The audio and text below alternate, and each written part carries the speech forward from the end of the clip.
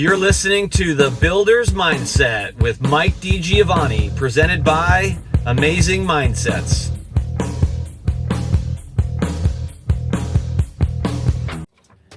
Welcome back to another episode of The Builder's Mindset. Yes, I'm wearing my Baptized 25 California hat, Baptized California 2025. I just got baptized this past weekend, along with 7,750 other people at Baptized California in Huntington Beach. But that's not why we're here. If you want to hear that story, you'll have to go listen to the most recently released episode of Built on Faith. A little cross-pollination there. I hope you guys are having a great day, and I just wanted to drop in here. This should be not too long of an episode. We're going to start like just snippets and tidbits.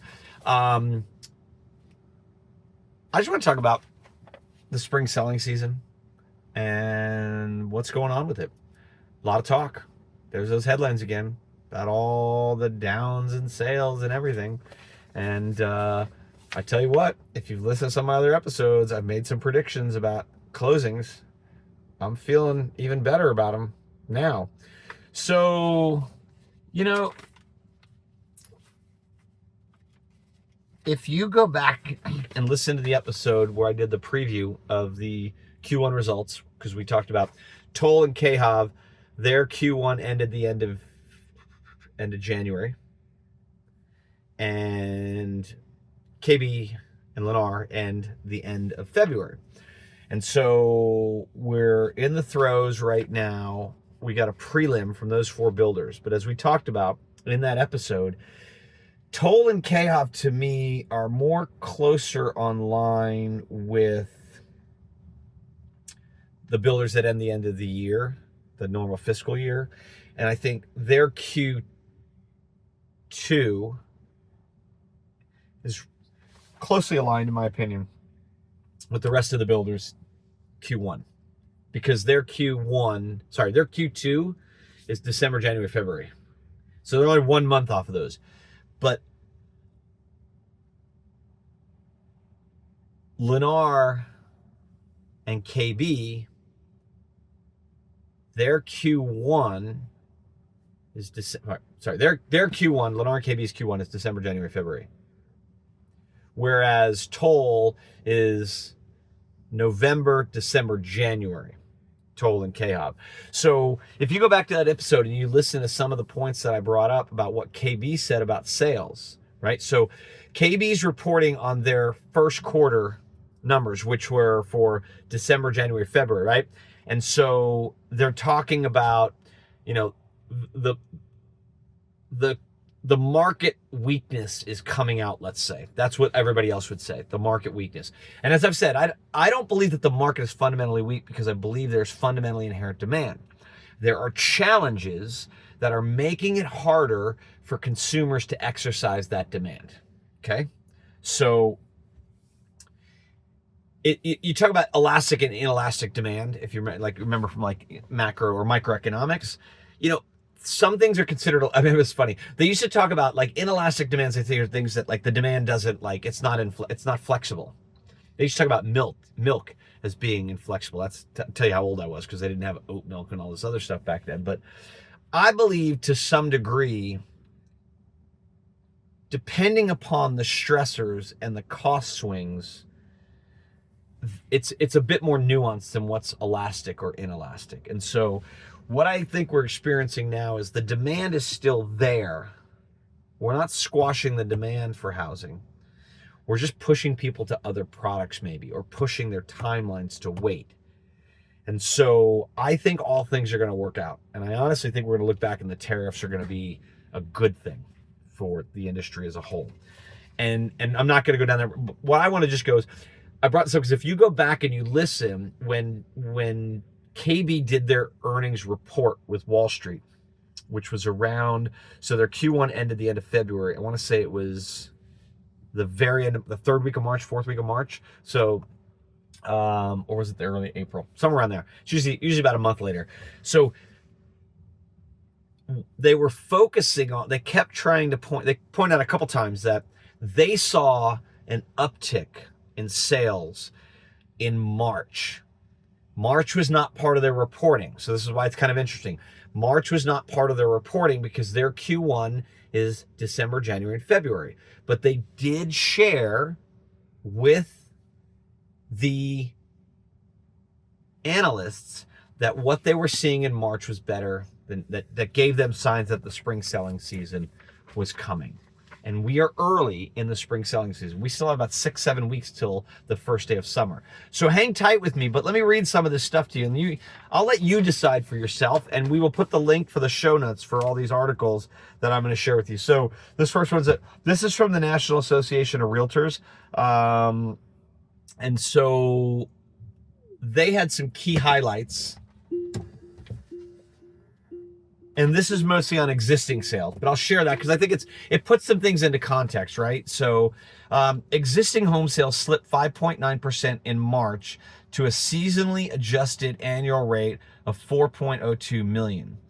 Sales slowed 2.4% from a year ago. So month over month, they're saying, which is interesting. Remember I said KB said they were optimistic from what they were seeing in March.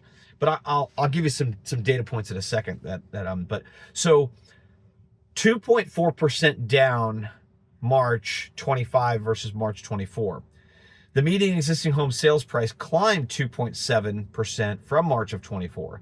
So sales slowed 2.4% year over year, but median home price increased 2.7%, which I think that's reasonable, right? Like I'm okay with 2.7. That's, you know, that's in the ballpark of inflation. I'd be okay if it stayed level or came down a little bit. So the median home prices for context was $403,000. Okay, an all-time high for the month of March and the 21st consecutive month of year-over-year price increases. So it's a big deal. Like, I mean, we do, once again, I want to talk about what is pushing down on the ability of the buyers to exercise or take action on the demand that they feel and they have. It's interest rates are being high and prices are still up. So we're going to work around that. The inventory of unsold existing homes jumped 8.1% from the previous month to 1.33 million homes at the end of March. 4-month supply. Not crazy. That's not horrible. That is really not bad by any stretch. Better than the new homes, and we'll get to that in a second. So that's at the current sales pace. So at the current sales pace, which is down a little bit, we got about 4 months supply. All right. So that's data point one. So we're still taken from the National Association of Realtors. So properties typically remained on market for 36 days in March, down from 42 in February. There's a positive, right? But up from 33 in March 2024. You know, I'm not going to quibble over three days. So from 33 to 36, that's like you know, not a huge jump, but also still down over February. So this current 36 days on market now, it was 42 days on average in February and 33 in March. So we're trending in the right direction. And just as a point, first-time home buyers accounted for 32% of sales in March, up from 31% in February. And it was the same this time last year. Those trends, in my opinion, tend to shift a little bit less. So 30-year fixed rate mortgage averaged 6.83% as of April 17th from this article when they reported it. It's up from the 6.62 a week prior, but down from the 7.1% a year ago. So, you know, we've got interest rates are kind of sitting steady in the sub 7s, but still high 6 range. So we've been there for a while. It's kind of the new normal. Let's see. So then regional breakdown.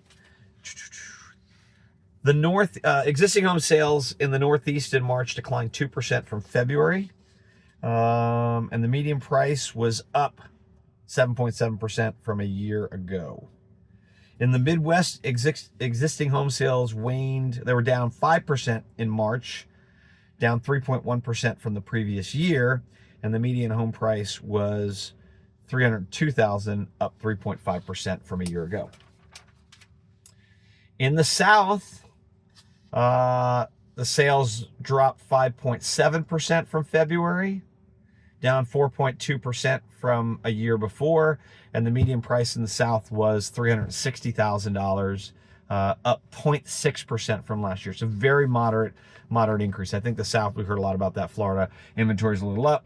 We're trying to, I think reality is setting in with some of these buyers, And look, I don't fault anybody. If your house is worth somewhere, like, let's say you're in a neighborhood that sells in the 500,000-600,000 range, and you think you can get 6.25, you're gonna list your house for 6.25. And if you get it, you're gonna take it. There's just human nature, It's just, you can't blame people for that. But market dynamics are pushing that down just a tad. In the West, existing home sales were down 9.4% in March, up 1.3% from a year ago. That's kind of interesting. So down month over month, but up from a year ago. The median price in the West was $621,000, up 2.6% from March of 24. Now, I don't think any of these numbers are horrible, and everything is relative, right? You relative all the data to the month prior, to the year prior, and down sounds horrible. 9.4% sounds horrible. If I go back to that, it's like, let's put it into context.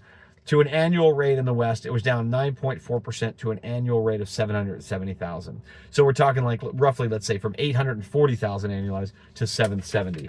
It's a far cry from zero. It's not the end of the world. And as I said, the demand is inherent. We just got to figure out how to get real about what our homes can sell for at the interest rates that they're set at. Why do you think auto manufacturers have been, for the longest time, they do 0% financing, 199, 299, 399, you name it, because it helps them sell their product.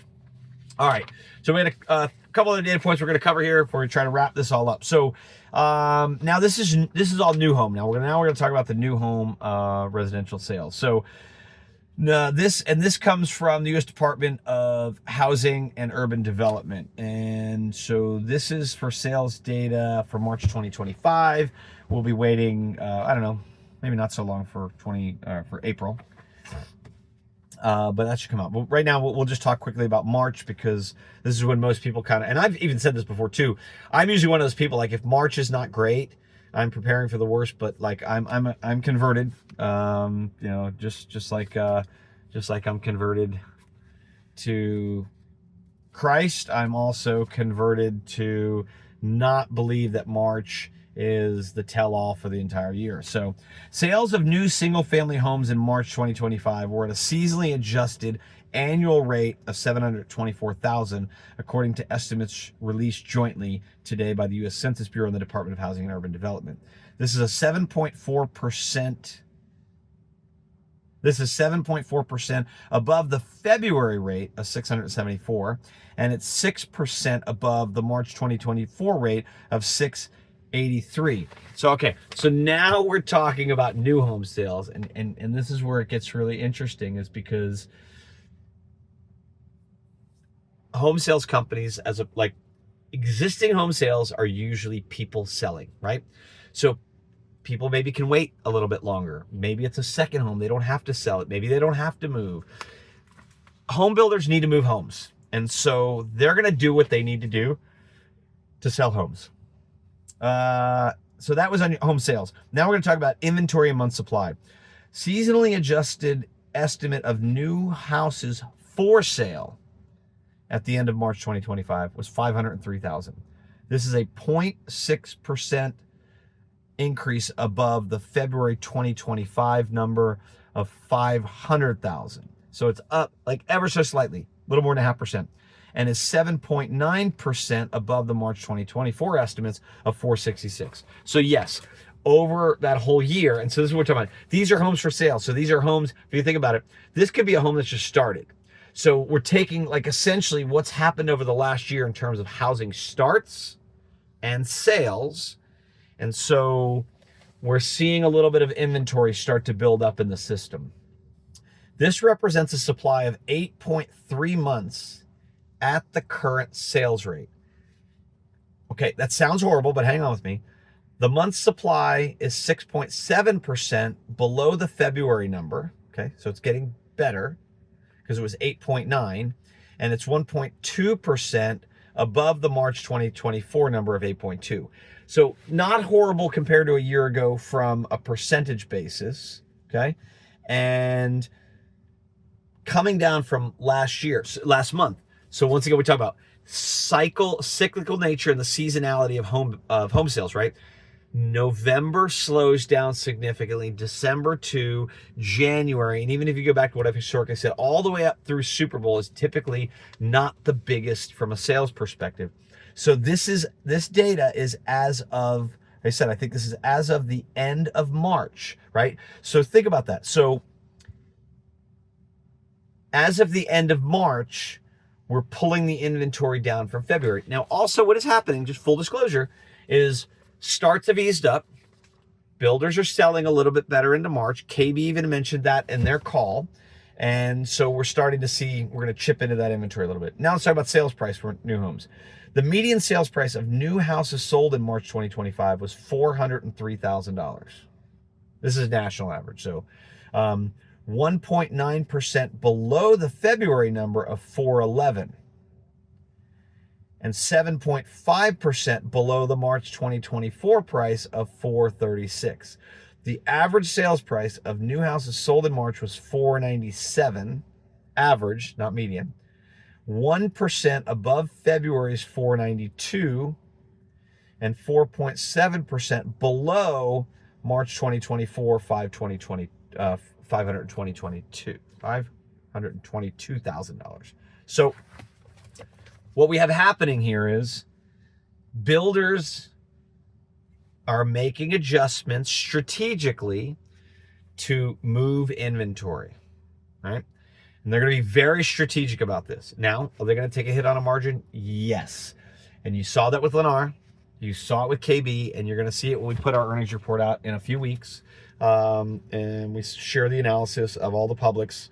Margins are what we're seeing, a 1.5% to 3% hit to most of the public builders. Okay, so a couple other data points, and then we'll wrap up and get you out of here. So now we want to talk about new and we're going to talk about new home sales. Okay, so if we look at new homes sold in the month, new homes, and we compare that to the seasonally adjusted, we look at the seasonally adjusted annualized rate, and we compare it from today to a year ago.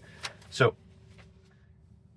in March, 69,000 new homes were sold. That's an absolute number in the United States. That's a seasonally adjusted annualized average of 724,000. Last March, it was 65. Seasonally annually adjusted number of 683. Okay, for context, that 724 is better than all but 2 months in the last 12 months.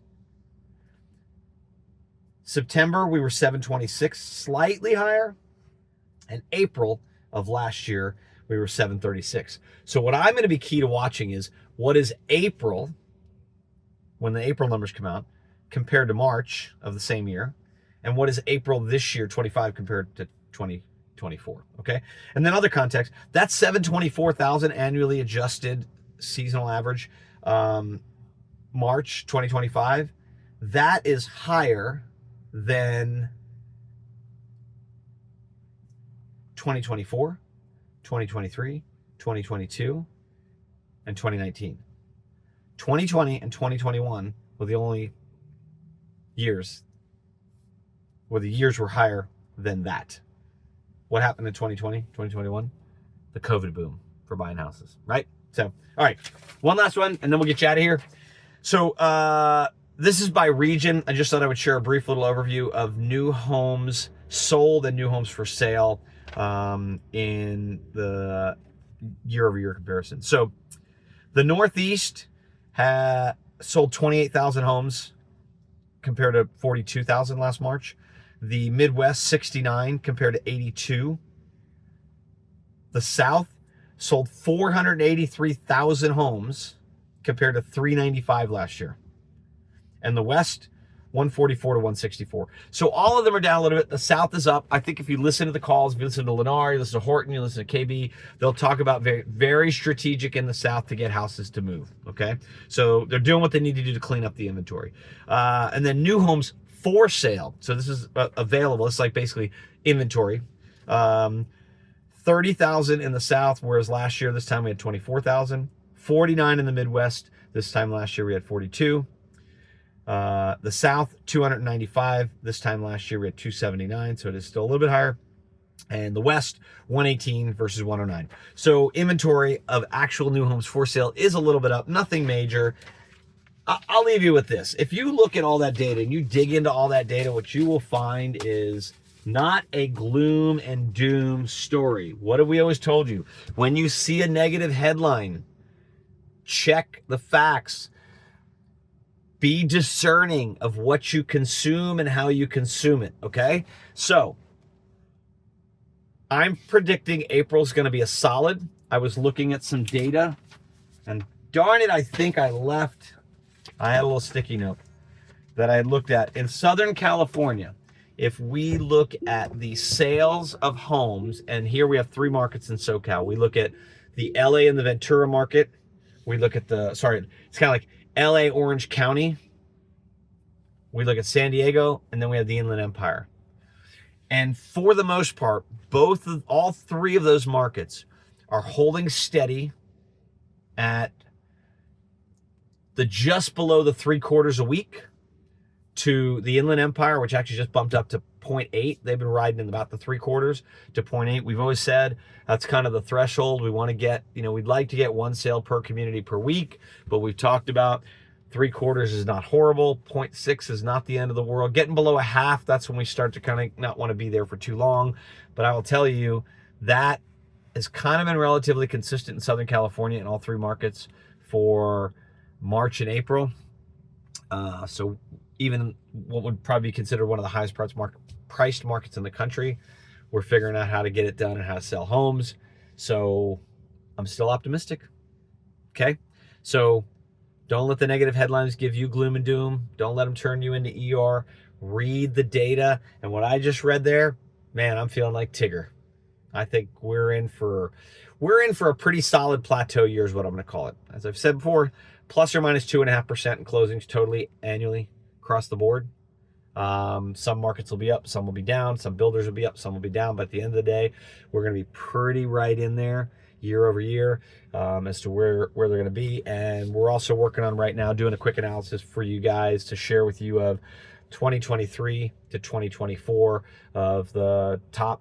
We'll start with the big builders, but we want to kind of put them side by side so you can see the top 200. We're basically taking the builder 100 list and then the next 100, and we're doing the 23 closings, 24 closings, just so we can kind of see the growth that they experience and what the numbers are. And then we'll track that into 2025, and we'll do kind of like a pick 'em, see how I did in terms of how many of those builders were within the plus or minus 2.5% that I'm forecasting, and where we're at in total. Okay. All right. That's all we got for this week. We hope you enjoyed this episode of The Builder's Mindset. We'll put the show notes, put the links to those episodes. As always, reach out if you got comments, questions, or things you want us to dive into or look at. We geek out on all things home building. So if you have an interesting question about home building, please ask us. Let us know what you want us to answer. We'll do some of the research and distill it, boil it down to give you an objective view so your mindset can stay clean. Have an amazing day. You're listening to The Builder's Mindset with Mike DiGiovanni, presented by Amazing Mindsets.